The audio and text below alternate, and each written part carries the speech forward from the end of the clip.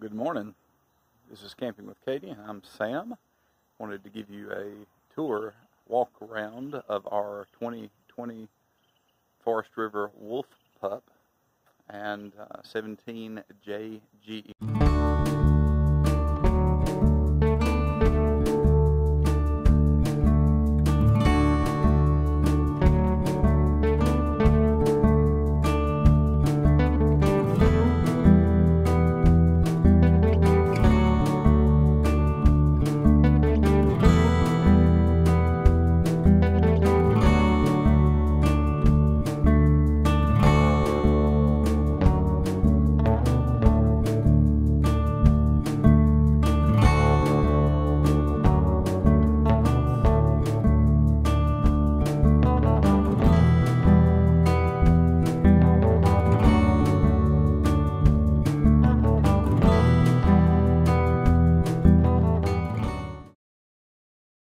Stayed in it a few times, getting ready for our bigger trip for the year, so looking forward to that.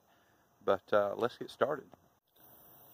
Start here at the back of the camper, and one of the things we've done is it came with the luggage rack or storage rack, which we've removed so that we could fit our bike rack, and also got another tire holder because the original tire holder is welded to the storage rack, but that's how we set up our bike transport solution. So also another mod or two we've made is, of course, the end caps for the bumper that conceal your sewer hose.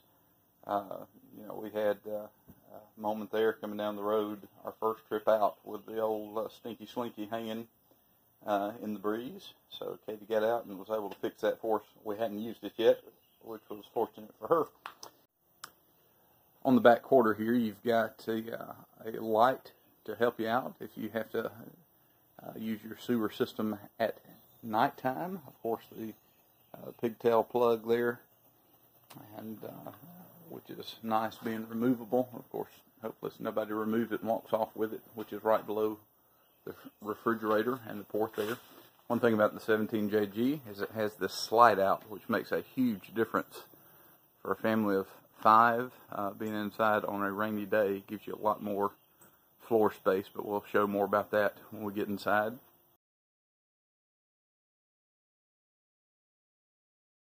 On the front quarter here, you've got, of course, your hot water heater right there, and then you also have an exterior shower, and that exterior shower is one of my favorite features. I did not think I would use it much, and so far I've used it every day. At least once a day while we've been camping. Really hadn't done much up front. We've got the factory 20-gallon tank, or the one that the RV Roadway put with it. Got a nice battery with it. The only thing we've done up here is installed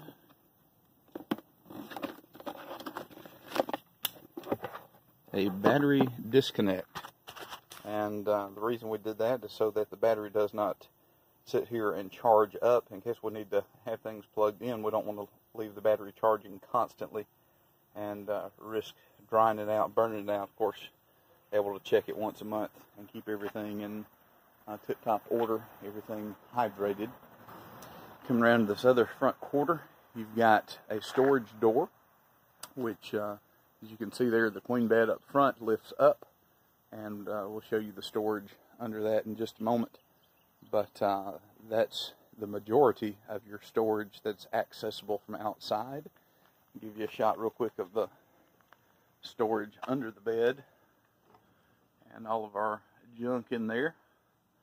Okay, it's not quite all the way across the camper. You've got a little headboard section up there, but under that area, of course, you've got the hot water heater and a lot of the plumbing inlet fixtures. Your freshwater, city water come in on that front quarter over there. So all of that's housed, and they kind of got a really small, really thin plywood there to kind of shield that, which is removable in case you need to redo the plumbing there.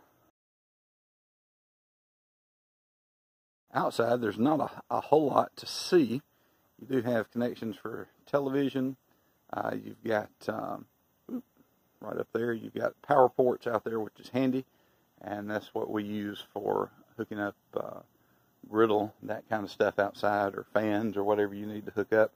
There is a propane port here, quick release setup, which is handy, and so we have not used that yet, but it is there. The other cool feature about the 17JG is the what they call, kind of ambitiously, a garage, but this half-size door gives you access to the back bunk area, and this bottom bunk flips up and permits you to be able to get stuff in here, store stuff, small bikes, that kind of thing, easily fit in there. I guess you could fit a full-size bike if you remove the front wheel, maybe. But yeah, that's where we keep a lot of our outdoor accessories. Of course, it's real fun, at 5 in the morning when Dad wakes up and needs to get something out of there, and you let a little light in on somebody. But that is pretty much the outside of the rig. Just a couple more things before we go inside, and before I hand you over to Katie, because this is Camping with Katie, and you can't have Camping with Katie without Katie. It's kind of hard to see there in the shadow of our carport, which a couple of great men from our church helped us get raised up. That was a blast in the middle of summer. But the awning, power awning, love it. Also, you've got the grab handle here, which is a nice feature and helps with getting in and out of the rig. And part of, some folks have kind of wondered, because we had originally talked about possibly doing a pop-up versus a hard-sided trailer. A couple of reasons we went towards the travel trailer instead of the pop-up. One is we don't want weather conditions to dictate whether or not we're going to go camping. And sometimes with a pop-up, that can definitely be something you take into consideration. Even though it shouldn't keep you from camping, there's just a little bit of reality there. The other thing is stability. One of the things about the Wolf pups that we loved were the stabilizers that are on all four corners of the rig, and that helps keep everything stable, especially so that when Parkinson's stuff kicks in there at bedtime and there's a whole lot of shaking going on, it doesn't keep everybody awake. The stability of getting in and out of this travel trailer, the stairs and the handle, that kind of stuff is fantastic. And just to try to have something that does a little less fatiguing to use. And two, the other big selling point was we have two little girls, and they're scared enough when they're in the house and there's a rainstorm coming or thundering or lightning going on, and think being inside of Woofy here will help just in case. So those are some of the reasons we went with the trailer. And this trailer is a Wolf pup, but it is on the heavier version of their chassis, and so that gives us a little extra carrying capacity. It does mean it's a little bit heavier, but we also have those 15-inch wheels. They're a little higher rating on those than some of the standard tires that come on trailers of this size. So it's E-rated, so it gives you 75 mile per hour tolerance versus the 65 that you get on some of those tires and those kind of things. But anyway, as you come into Woofy, on the right you've got the quote-unquote master bedroom. The storage up above the bed has been nice for Sam and I's clothes. Dollar Tree has bins that fit in there perfectly. Got a window on either side. If you notice throughout Woofy, you'll see those little pockets and lots of command hooks. Those have very quickly become our friend.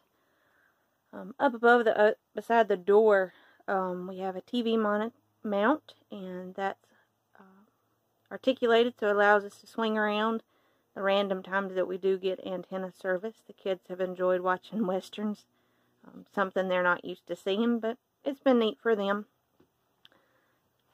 step back around with your back to the door, you have the table area.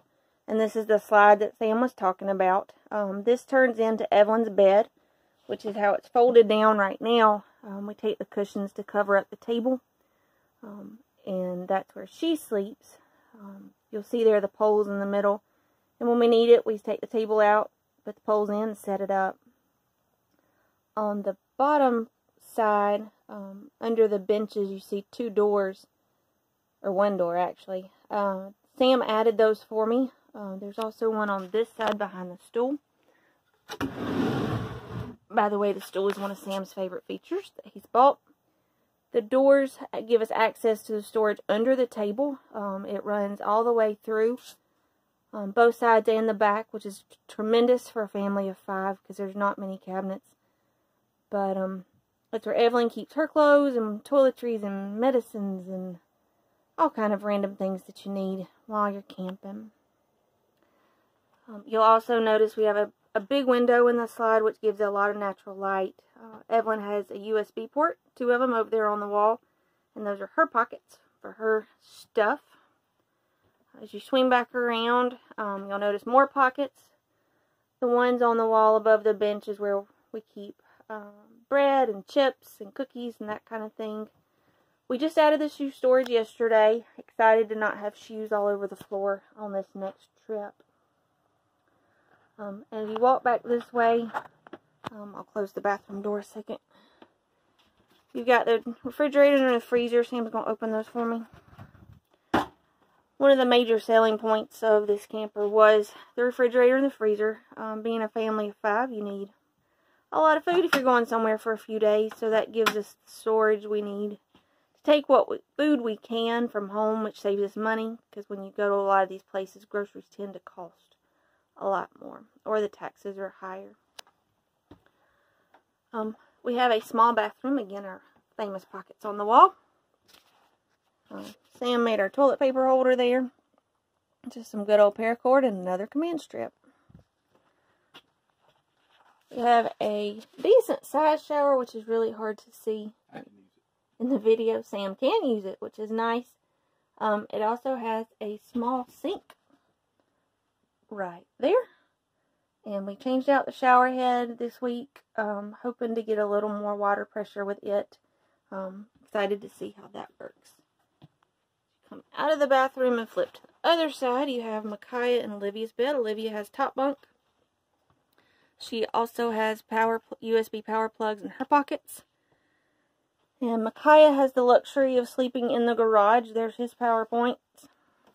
And his pockets are back there. And as Sam made the note earlier, when Dad gets up at 5 or 6, Micaiah gets woken up sometimes when Dad needs something. Coming back out, you've got the kitchen. It's a decent sized kitchen. There's not many cabinets. Yeah, the microwave is tiny. I don't know. It's worth it. Sam can make his popcorn every night for a snack, so in his mind, it's all good. We have a 2-burner propane stove. Here's the cabinet. Up top, one thing we learned quickly is you need the curtain rods because that keeps things from falling out should your cabinet doors ever open. I also have those across the shelves in the refrigerator in case that should ever open. We don't want everything falling out. I don't know if y'all can see it back up here. There is another piece of that thin plywood to protect the electrical stuff, the panels that are on this wall and your audio system there, and so you don't have a full cabinet. And a lot of the same stuff down here. You've got water pumps. You know, you've got your furnace over here, the underside of your stove and your sink, and so again, you know, cabinet space is not massive, but at least you got some. And we do have some. Will you open that right side door again? The thing on that door looks random, but it's a toothbrush holder, and that's been really neat because teeth have to be brushed even while you're camping, and that's allowed the kids to be able to get them and not a mama, where's my stuff? This camper also has the large sink. A lot of the campers had maybe a 10-inch by 12-inch sink that was like 8 inches deep. it was pitiful. So another neat selling feature of this camper was the big sink, and I'm grateful for that. Sam made me a lid for it, so when I'm cooking or I need more counter space, I can set that on top, and I've got more counter space. You'll notice the bar over there beside the hood. That's from IKEA, and that's the buckets and the hooks. When we get where we're going, I get out all the cooking utensils and put them up there, so Sam's not Katie, where is everything, when he decides to get up at 5 o'clock and cook breakfast. You hear him shaking something. That is our dehumidifier. It has indicators on it. When it gets full of water, we go plug it up in the house, and it dries it out. One other thing I want to mention to you are the steps. These are stabilizer steps, and I'll show you when we get outside. Instead of having the old swing down steps like the other campers do, these actually go all the way to the ground, and it really does make a difference. It helps keep the camper from bouncing as much, especially at 5 o'clock in the morning. So that's Woofy, and thank you to everybody who's helped make this possible. We are grateful, and we are excited for our next trip.